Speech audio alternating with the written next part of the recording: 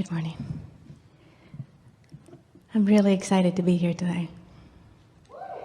And You too. my question, I feel a lot of emotions and a lot of happiness and a lot of love comes from God for me. And I feel like I want to give it out. And as I'm moving along, I just sold my business, and I've been trying to figure out my calling in life, and I guess that is my question. Is there such a thing as calling in life? Well, in the sense, we talked earlier about how you were source energy before you came into this physical body. And so, of course, you existed as consciousness, as a masterful creator, and as a powerful intender when you made the decision to come into this experience.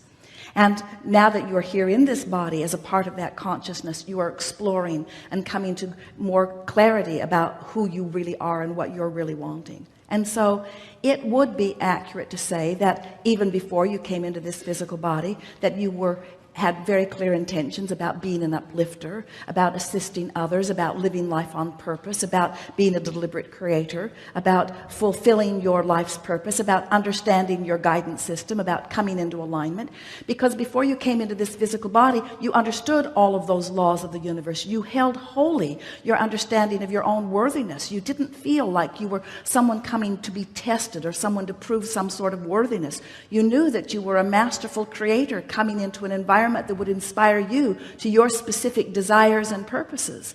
So it would not be accurate for us to say that you picked all of that intentionality up along this physical trail, because certainly you are an eternal being who had much intention as you came in.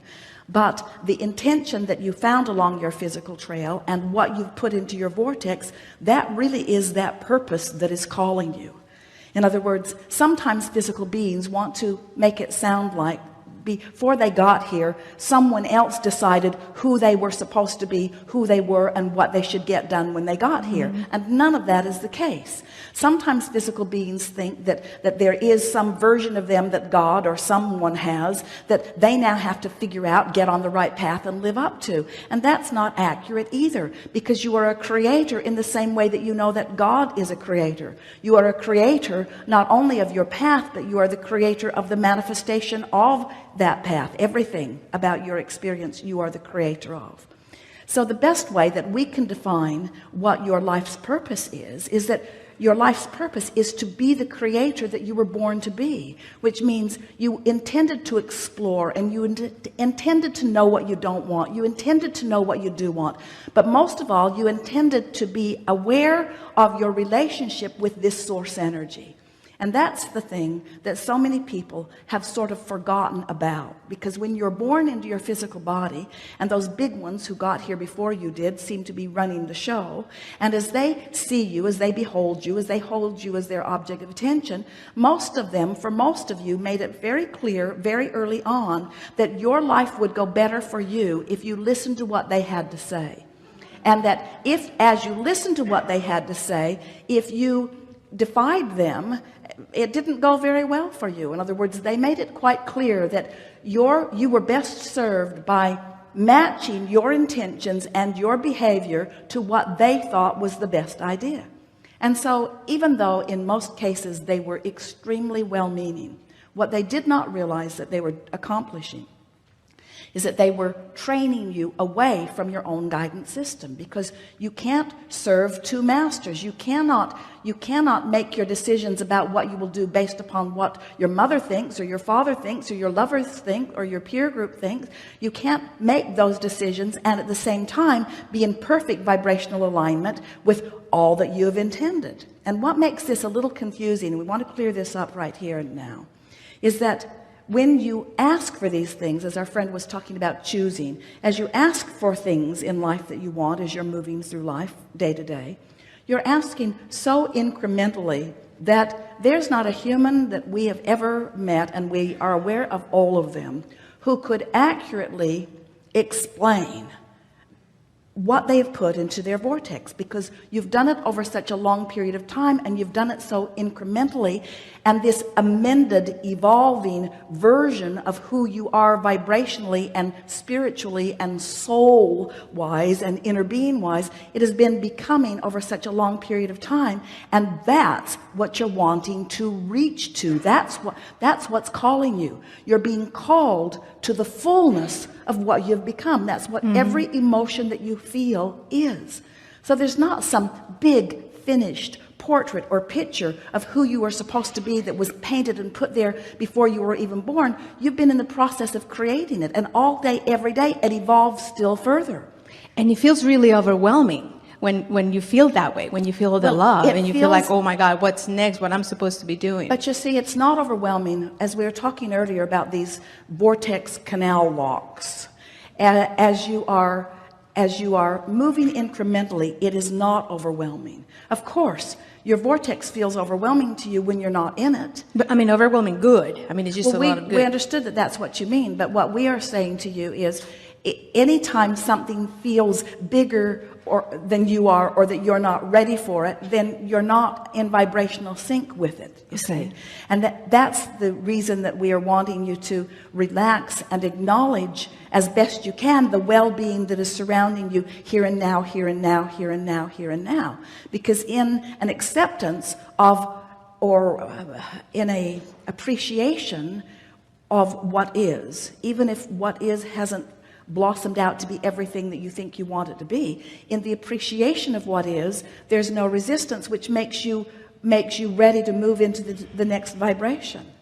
There is such power in acknowledging the well-being with where you are. We think that the perfect mantra is to be satisfied with what is while eager for what is coming. Is the very best vibrational stance to be in, you see. So your calling, so let's make these points very clear. Your calling was, you're being self-called. You're being called by your broader self. But who created that broader self? You did. So you're being called by you. It's important to understand these vibrational aspects of yourself. We've used over the years the analogy of the guidance system, that a part of you already is where you want to be and is always offering that signal. And by feeling for it, and bit by finding it, you not only find comfort and satisfaction and ease and clarity and exhilaration, but you also find the vibrational stance that then allows the cooperative universe to yield to you the path and all of the details to all of the manifestations of all of the things that you want. Humans often think that they are here to create things, even empires, or even movements, or even manifested things. And while all of that certainly is part of this spiritually based exploration into the expansion of who you are, what you really are the creator of is you.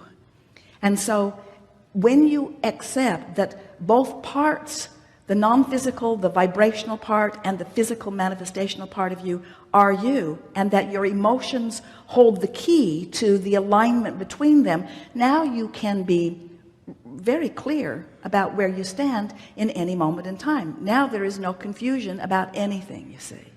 Helpful? Yes. So if we say to you, so what is your path? What did you get from what we just gave you? What is your path? Being me, living in the now, creating today what I want to create, because I'm the only creator from the beginning till the end. So what we said to you is, your path is to know what you don't want, to know what you do want, to send the rocket, to be the non-physical inner being who becomes, who holds the consistent vibrational stance, so that the law of attraction can respond and all the cooperative components are gathered. And then your work is to come into alignment with that. So what is your path? It's interesting, isn't it? What is your path?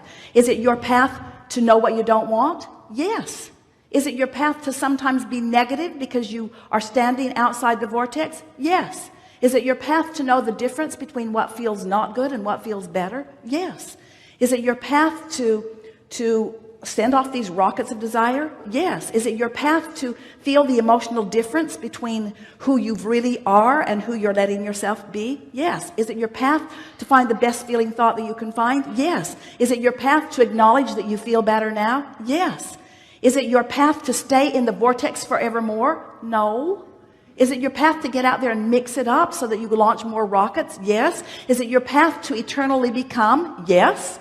So therefore, is it your path to sometimes know what you don't want? Yes. Is it your path to be aware when you're out of the vortex? Yes. Is it your path to be aware when you are in the vortex? Yes. Is it your assignment to always be in the vortex? Certainly not. Is it your path to always be out of the vortex? No, it's not even possible. Is it, so by path, what do we mean by, is it your destiny? Is it the expectation of God? In other words, what's this path all about? You can't get off your path. You can't get off your path. You can't get off your path. You can just decide that you're going to enjoy more of it or not. You can decide that you're going to be more deliberate about it. You see, you could not know anything about this. You could not know about vibration. You could not know about emotion. You'd just be out there mixing it up, and you're still launching rockets into your vortex all day, every day. You're still becoming. And we promise you, when you have your croaking experience, you will allow all that you've become. We just don't think you should have to croak to be deliberate about your creating. And we've noticed, as we have been participating with so many of you, that when you know what you don't want, and then you define what you do want, and then you deliberately talk about what you like best about what you do like, and you acknowledge consciously that you have activated in your vibration purposefully the vibration of what you do want, and you become so sensitive to your emotions that you are really aware when you're out of the vortex and you're in the vortex. So you are deliberately holding yourself in consistent or more consistent alignment with all that you are, so that you're friskier, you're more robust, you're more clear, you have more vitality, you're more sure-footed, you have better timing, you're rendezvousing with more of the things that you want to rendezvous with, you're just in love with life. We've noticed that when you are deliberate about it in that way, and only when you're deliberate about it in that way, does the manifestation of it really please you. Because then, oh, think about the ship in the locks of the canal. Then you're in the place to receive and feel it fully. Have you ever had a conversation with someone who just wasn't getting you? Yeah. And you were so worth getting. Oh, yeah. You had such a good point. You were making such a good point, and you so wanted them to get it, but they weren't getting it because they weren't ready for the vibrational blowback experience that you were giving them. They weren't ready, you see.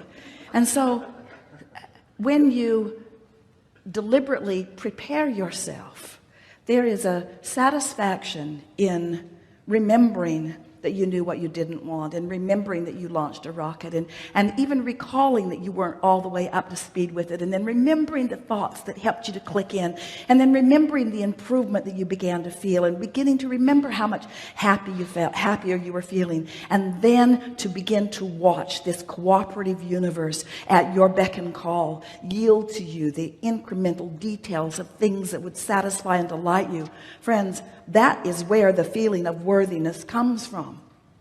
In other words, that feeling that so many are yearning for, that's that feeling. It's that feeling of knowing your capability, knowing your value, knowing that you're in the right place at the right time, knowing that you can't get it wrong, knowing that you're right on your path, knowing that you are eternally expanding, and most of all, knowing that you get this emotion thing, knowing that you get the vibrational part of it, knowing that you're molding the clay of energy, the clay of vibration, and that you're playing it just right, and that you're winning again and again. You're winning. You're winning because you're consciously involved in the forward motion of your own life experience. And you reach the place where it doesn't matter to you what one other person on the planet is doing or thinking about what you're doing. Because all of that is irrelevant. All that is relevant is your relationship with the powerful becoming that you cannot stop, no matter how hard you might think you could try. You can't get off your path. Yes. Good to know. Thank you.